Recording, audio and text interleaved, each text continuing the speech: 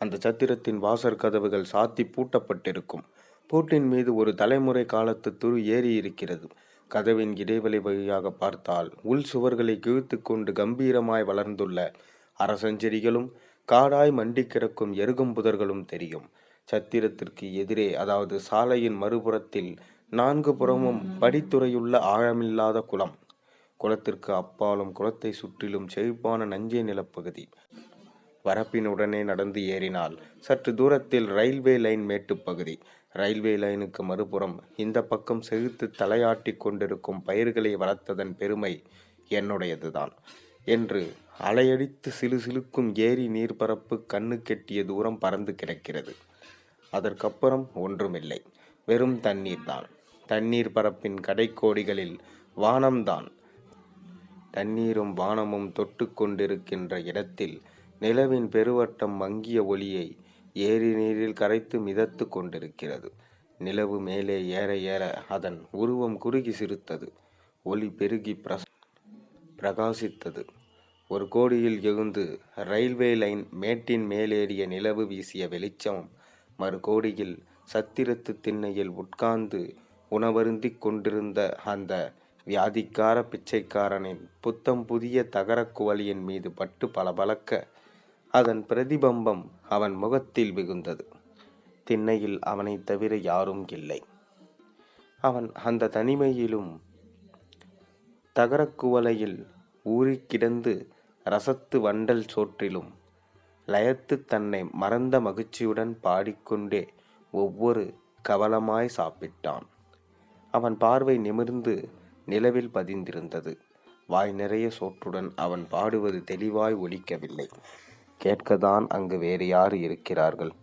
தகரக் குவளையை வகித்து நக்கிச் சுற்றிலும் இறைந்து கிடந்த பருக்கைகளை ஒவ்வொன்றாய் பொறுக்கி விரலோடு சேர்த்து உறிஞ்சி சாப்பிட்டானதும் தனது விரல்கள் குறைப்பட்ட 2 கைகளாலும் தகரக் குவளையை இடுக்கி எடுத்து கொண்டு சாலையின் குறுக்காய் குளத்தை நோக்கி நடந்தான்.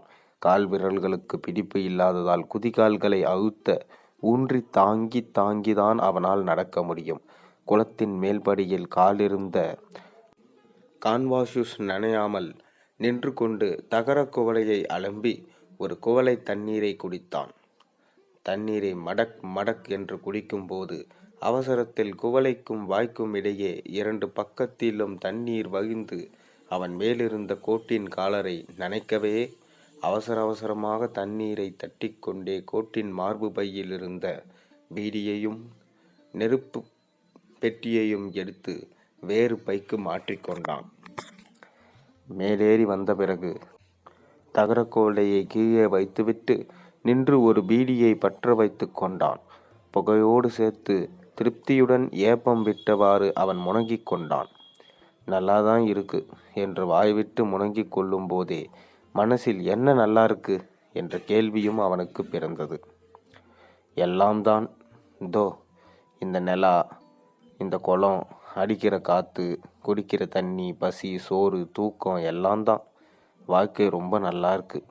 பீடி சோகம் ஒன்று போதுமே என்று நெருப்பு கனிய புகையை வாய் நிறைய இழுத்து ஊதினான். சிறிது நேரம் நின்று ஏதோ யோசனைக்கு பின் சத்திரத்து திண்ணைக்கு வந்து ஒரு மூலையில் தகரக் குவளையை கவித்து வைத்துவிட்டு சுவரோரமாக கிடந்த கந்தல் துணியால் தரையை தட்டிவிட்டு உட்கார்ந்தான். உலகம் எவ்வளவு அழகாயிருக்கு. இதை பார்க்குற என் மனசு சந்தோஷப்படுது. ஆமாம், எல்லா பொருளும் பார்த்தவங்க மனசு சந்தோஷப்பட வைக்கும்போது நான் என்னை பார்த்தவுடனே ஒவ்வொருத்தர் முகத்திலேயும் ஏற்பட மாற்றம் இருக்கே. வியாதியாலே மரத்து போன என் உடம்புக்கு தெரியாத வேதனை பாவம் அவங்க மனசுக்கு தெரியுது.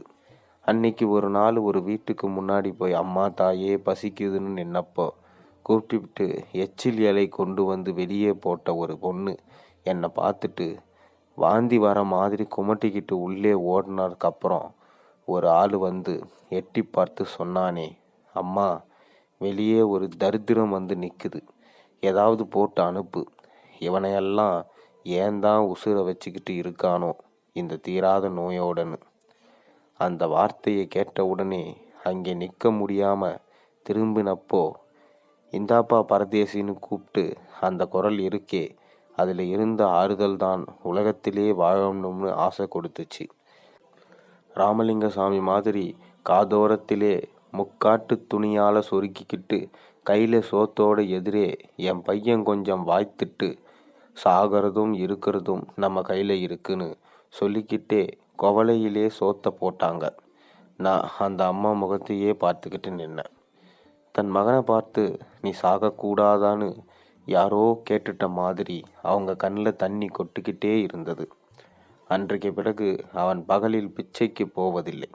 இருட்டிய பிறகு யார் கண்ணிலும் படாமல் தலையில் முக்காடு கட்டி கொண்டுதான் போவான். 3 வேளைக்கும் முதல் நள்ளிரவு ஒரு வேளை எடுத்த பிச்சைதான் சில நாட்களில் அதுவே அதிகமாகி அடுத்த நாளைக்கும் இருந்து விடுவதும் உண்டு. தூணில் சாய்ந்து உட்கார்ந்திருந்த பிச்சைக்காரன் நிறைவாக இருந்த வயிற்றை தடவி விட்டு கொண்டிருந்தான். சாப்பாடு கொஞ்சம் அதிகம்தான் என்று மறுபடியும் ஒரு ஏப்பம் விட்டவாறு முருகா என்று எழுந்தான். தரையில் விரித்த கந்தலை எடுத்து தலையில் முண்டாசாக்கி கட்டினான். மூளையில் இருந்த தடியையும் கையில் எடுத்துக்கொண்டு ஏரி கரையை நோக்கி அவன் நடந்தான். உடம்புல வியாதி இருந்தா என்ன, உசுறு இருக்கிறது நல்லா தான் இருக்கு. நாக்குக்கு ருசியா தின்கிற சோகம், கண்ணுக்கு குளிர்ச்சியா பார்க்குற சோகம், காதுக்கு எதமா கேட்கிற சோகம். வியாதி இருந்தா இதெல்லாம் கெட்டு போடுதா என்ன? ஏரிக்கரையின் ஓரமா ரயில்வே லைன் மேட்டு சரிவில் தடிக்கம்பியை ஊன்றியவாறு உட்கார்ந்திருந்த பிச்சைக்காரன் பீடி புகையை காற்றில் ஊதிவிட்டான். அப்பாடா, சாப்பிட்ட உடனே வயிற்றுல என்னமோ ஒரு வலி. திங்கிறதுலே ஒன்றும் சுகம் இல்லை, ஆனால் தின்னாதான் சுகம். உடம்பிலே சேர்த்துக்கிறத சுகம். உடம்பிலிருந்து எல்லாத்தையும் போக்கிக்கிறதுலேயும் தான் சுகம். உடம்பையே போக்கிக்கிட்டா சுகம்தான், ஆனால் உடம்பிலே இருக்கிற சொரணையே போயிட்டா சுகம் ஏது? இப்போது அவன் முழங்காலளவு தண்ணீரில் நின்று கொண்டு வானத்தை அண்ணாந்து பார்த்தான். நிலவும் நட்சத்திரங்களும் அவன் கண்களுக்கு அழகாதான் தெரிஞ்சிச்சு. தோ அதான் சபஸ்திரி மண்டலம். அந்த 4 நட்சத்திரம் சதுரமா இருக்கு. அதுக்கு ஓரமா வாலு மாதிரி 3 நீட்டிக்கிட்டு இருக்கே. அந்த 3லே நடுவுலே இருக்குதே, அதுக்கு தள்ளி மங்களா, அதான் அருந்ததி நட்சத்திரம். சரிதான், நமக்கு ஆயுசு கெட்டி. அருந்ததி தெரியுதே, அம்மாஞ்சுழுவா எல்லார் கண்ணுக்கும் தெரியுமா? அது லேசா எழுதி கலைச்சிட்ட மாதிரி புள்ளி மானத்தில் இருக்கே. கண்ணில் இருக்கான்னு கண்ணை கசக்கிட்டு எங்கேயும் இல்லைன்னு சொல்லிடுவாங்க பல பேர். அருந்ததியை பார்த்தவனுக்கு 6 மாதத்துக்கு சாவு இல்லைன்பாங்க. நில ஒளியில் பளபளத்து கொண்டிருக்கும் ஏரி நீரில் புரண்டு எழுந்து குளுமை பெற்று வரும் தென்றல் காற்று அந்த வியாதிகாரனின் உடலையும் தழுவிதான் செய்தது. நீரின் அலைகள், சின்னஞ்சிறு கால்கள் சலங்கை அணிந்து சதிராய் நடந்து வருவது போல தரையில் மோதி மோதி தளதளுக்கும் இனிய நாதத்தை அவன் செவிகளுக்கும் கேட்டன. கரையோரத்தில் அடர்ந்து வளர்ந்திருந்த காட்டுப்பூக்களின் நெடிமிக்க போதை மனம் அவனது நாசியையும் துளைக்கத்தான் செய்தது. அவன் வாழ ஆசைப்படுவதில் என்ன தவறு? வெகு நேரத்துக்கு பிறகு தண்ணீரிலிருந்து கரையேறி வந்து அங்கு கயற்றி போட்டிருந்த கான்வாஸ் ஷூவை எடுத்து குனிந்து நின்று காலில் அணிந்து கொண்டான். அப்படியே அவன் தலை நிமிரும் போது எதிரே நீண்டு செல்லும் இரும்பு பாதையில் வளைந்து திரும்பும் அந்த கண்ணுக்கெட்டிய எல்லையில் வெளிச்சம் தெரிந்தது. ஒரு துண்டு வெளிச்சம்தான். அந்த ஒளி கீற்றின் அசைவால் தரையில் செல்லும் இரும்பு பாதையிலும் வானிலும் செல்லும் தந்தி கம்பிகளும் ஒரு ஜொலிப்பு துண்டம் விட்டு விட்டு தாவிச் செல்வது போலிருந்தது. தூரத்தில் ரயில் வருகிற ஓசை லேசாக கேட்டது. அடே அப்பா, மெயில் வரானோ, மணி 12 ஆயிடுச்சு என்று தண்டவாளத்தை கடப்பதற்காக கைத்தடியை சரிவில் ஊன்றி தட்டு தடுமாறி ரயில்வே லைன் மேட்டின் மீது ஏறும்போது தூரத்தில் நீண்டு செல்லும் இரும்பு பாதையின் வளைந்து திரும்பும் கண்ணுக்கெட்டிய எல்லையில் 2 அடி உயரத்திற்கு வெள்ளையாய் அசைகின்ற உருவம் ஏதோ மிருகமாயிருக்குமா, அல்லது கால்களை மண்டியிட்டு தரையில் ஊர்ந்து வந்த அந்த மனித உருவமா? ரயில் வேலையின் மீது ஏறியதும் எழுந்து நின்றது. சுற்றிலும் ஒரு முறை பார்த்து தன் பின்னால் பிச்சைக்காரன் வரும் திசையை பார்க்க திரும்பிய போது அதற்குள் நிற்க முடியாமல் கால்கள் நடுங்க மெல்ல கைகளை தரையில் ஊன்றி தண்டவாளத்தின் மீது உட்கார்ந்த போது, பிறகு உறுதியுடன் 2 தண்டவாளங்களுக்கும் குறுக்காக விரைந்து நீட்டி படுத்து கொண்டது. அடச்சே, மனுஷ பயந்தாண்டோய், உசுர வெறுத்துட்டான் போல. ஐயோ, உங்களுக்கு ஏண்டா இந்த புத்தி இப்படி போகுது? வெளிச்சம் வேகமா வருதே என்று பதறியவாறு விரல்களில்லாத பாதங்களுக்கு பாதுகாப்பாக இருந்த கான்வாஸ் ஷூவை தேய தேய இழுத்தவாறு தாவி தாவி ஓடி வந்த பிச்சைக்காரனின் செவிகளில் தூரத்து ரயில் சத்தம் பேரோசையாய் கேட்டது. ரயிலின் ஓசை சமீபித்து விட்டது. பிச்சைக்காரன் ஓடி வந்த வேகத்தில் கண்களை இறுக மூடி தண்டவாளத்தின் குறுக்காக விரைந்து நீட்டி கிடந்தவனின் விழாவுக்கடியில் கைத்தடியை கொடுத்து மயானத்தில் பிணத்தை புரட்டி போடுவது போல நெம்பி தள்ளினான். அவனை தள்ளிய வேகத்தில் வியாதிக்காரன் 2 உள்ளங்கைகளிலும் பற்றி பிடித்திருந்த கைத்தடி எகிரி விழுந்தது. தண்டவாளத்திலிருந்து உருண்டு எழுந்த அந்த இளைஞன் ஒன்றும் புரியாமல் எதில் இருப்பவனை வெறித்து விழுத்தான். மறுபடியும் தன்னை தள்ளிவிட்டு அவன் ரயிலின் முன்னே போய் விழுந்து விடுவானோ என்ற பயத்துடன் தனது கைகள் 2ஐயும் அகல் விரித்து கொண்டு அவன் மீது பாய்வது போல நின்று, வேணாம் ஐயா, வேணாம், உசுறு போனா வராது என்று கெஞ்சினான் வியாதிக்காரன். அவன் முன்னே 2 கால்களும் வெடவெடக்க உடலே நடுங்கி நின்றிருந்தான் அந்த இளைஞன். அப்போது ஹோ வென்ற பேரிரைச்சலோடு வந்த மெயில் வண்டி அந்த இருவரின் மீது தன் நிழலை ஏற்றி இழுத்தவாறு கடகடத்து ஓடியது. ரயிலின் பேரோசை அருகே அதிர்ந்து நகரும் வரை மௌனமாய் நின்றிருந்த இருவரும் ரயில் அவர்களை கடந்து போன பின் அதன் பின்புறத்தை பார்த்தனர். செக்கச் சிவந்த ஒற்றை விளக்கு ஓடி ஓடி தூரத்தில் மறைந்தது. நின்றிருந்த இளைஞன் கால்கள் நிலைக்காமல் உட்கார்ந்து கொண்டான். வியாதிக்காரன் கையிலிருந்து எகிரிப்போன கைத்தடியை தேடி எடுத்து கொண்டு வந்தான். யோ, உன்னை சொல்லி குத்தமில்லையா? இந்த இடத்து ராசி அப்படி. ஆமா, இந்த இடத்துக்கு ஒரு காவு வேணும்னு இருக்கு. 1 2 உன்னோட 3 ஆச்சு.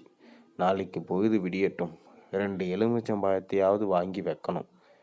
முந்தா நாள் அப்படிதான் ஏரிக்கரையில் யாரோ ஒரு அம்மாவும் ஐயாவும் குழந்தைய விட்டுட்டு கட்டு சோத்தை அவுத்து வச்சுட்டு சாப்பிட்டுக்கிட்டு இருந்தாங்களாம். அதுக்கு என்ன தெரியும்? பச்சை புள்ள நடந்து நடந்து வந்து தண்டவாளத்திலே ஏறிடுச்சு. இந்த இடம்தான் ரயில் வர நேரம். அப்புறம் நான் பார்த்துட்டேன், வேற யாரையும் காணோம். சார் தான் ஆபத்துக்கு பாவம் இல்லைன்னு தொட்டு தூக்கிட்டேன் என்று சொல்லிவிட்டு ஒரு வினாடி மௌனமாகி நின்றான். பிறகு எதையோ நினைத்து பெருமூச்சுடன், இருக்காதா, பெற்றவங்களுக்கு தான் தெரியும் பிள்ளையின் அருமை என்று தன் நினைவுக்கு அவனே சமாதானம் சொல்லி கொண்டு தொடர்ந்தான். எதுக்கு சொல்ல வந்தேன்னா, இந்த இடத்து ராசி அப்படி. இன்னைக்கு காத்தால கூட ஒரு எருமை மாடு ஆபத்துன்னு வந்தா மனுஷனுக்கே புத்தி மாறி போடுது. எருமை என்ன பண்ணும்? கூடுசு வண்டி வந்துச்சு. இஞ்சிக்காரன் ஊதறான். இது என்னடானா லைனை விட்டுட்டு நவுறாம நேரா ஓடிக்கினே இருக்குது. அவன் வந்த வேகத்தில் பிரேக் போட்டான். பிடிக்குதா? என்ன இழவு! ரயில் ஓடியாருது, எருமையும் ஓடுது. நானும் ஒரு பக்கத்தில் ஓடி கல்லுங்களை எடுத்து அடிச்சுக்கினே இருக்கிறேன். அப்புறம் சும்மா ஒரு மயிறு ஏகல தப்பிச்சிச்சுன்னு வச்சுக்கியா என்று அந்த இடத்தின் ராசியை விவரித்தான் வியாதிக்காரன். அந்த இளைஞன் தலையை குனிந்து மௌனமாக உட்கார்ந்திருந்தான். வியாதிக்காரன் ஒரு பீடியை எடுத்து பற்ற வைத்து கொண்டான். நான் ஒருத்தன் இந்த பக்கத்தாலே சுற்றிக்கிட்டு இருக்கேன். இப்போ என்னடானா ஏதாவது ஆடு கீடு வந்து நிற்குதோன்னு ஓடியாந்தான். நல்ல வேலை ஒரு மனுஷனை சாவிலிருந்து தடுத்தாச்சு. நாம்பலாம் தடுக்கிறோம், உனக்கு இன்னும் ஆயுசு இருக்கு. என்னமோ தடுக்கணும்னு இருந்துச்சு, தடுத்தாச்சு. இல்லாட்டி மனுஷன் தடுத்தா வர சாவு நின்னுக்கூடா போது என்று வாயில் புகையுடன் பீடியுடன் தோளில் கிடந்த துண்டை எடுத்து தலைப்பாகையை சுற்றி கொண்டான். பிறகு மண்ணில் தலை குனிந்தவாறு காலை மடக்கி போட்டு உட்கார்ந்திருந்த அந்த இளைஞனை மௌனமாக உற்று பார்த்தான். அவன் அழகாக இருந்தான். நல்ல நிறம், தலைமயிர் நிலா வெளிச்சத்தில் கருகருவென பளபளத்தது. வெள்ளை ஷர்ட், 8 முக வேட்டி உடுத்தி இருந்தான். அவன் தன்னை போல் பரம ஏழையோ பிச்சைக்காரனோ வியாதிக்காரனோ அல்லவென்று தோன்றியது. வறுமையோ பட்டினியின் கொடுமையோ அந்த இளைஞனிடம் தெரியவில்லை. பின் எதற்காக தற்கொலை செய்து கொள்ள வந்தான் என்று தெரிந்து கொள்ள துடித்துடித்து வியாதிகாரனுக்கு. சார் தான், எந்திரிச்சு வாயா, இதோ அங்கே சத்திரத்து திண்ணையிலே போய் குந்துவோம், இந்த சத்திரம் இருக்கே என்று பேசிக்கொண்டே நடந்து திரும்பி பார்த்தான் பிச்சரைக்காரன். அவன் இன்னும் எந்திரிக்காம தூரத்தில் உட்கார்ந்திருப்பதை கண்டான். என்னையா குந்திக்கினே இருக்கிய, இனிமே அடுத்த ரயில் காத்தால 6 மணிக்கு வடக்கே போகிற பார்சல் தான், வா போவோம். உலகத்திலே மனுஷன் பிறந்துட்டா கஷ்டமும் இருக்கும் சுகமும் இருக்கும். கஷ்டத்துக்கு பயந்து செத்து போட்டா சுகத்தை அனுபவிக்கிறது யாரு? கஷ்டத்தை பார்த்து சிரிக்கணும்யா. ஏன்யா, கஷ்டம் வருதுன்னா பின்னாடி சுகம் காத்துக்கிட்டு இருக்குதுன்னு அர்த்தம். எழுந்துரு போலாம் என்று உற்சாகமாக பேசும் பிச்சைக்காரனை நிமிர்ந்து பார்க்க கலங்குகின்ற கண்களோடு முகத்தில் பரிதாபகரமான புன்சிரிப்போடு அந்த இளைஞன் எழுந்திருப்பதற்கு முன்னால் உதவிக்கு கை நீட்டினான். தெய்வமே, இவன் கையை பிடிச்சி நான் தூக்குறதாவது என்று விலகி கொண்டான் பிச்சைக்காரன். அந்த இளைஞன் தன் முயற்சியில் கைகளை ஊன்றி ஒருவாறு எழுந்து நின்றான்.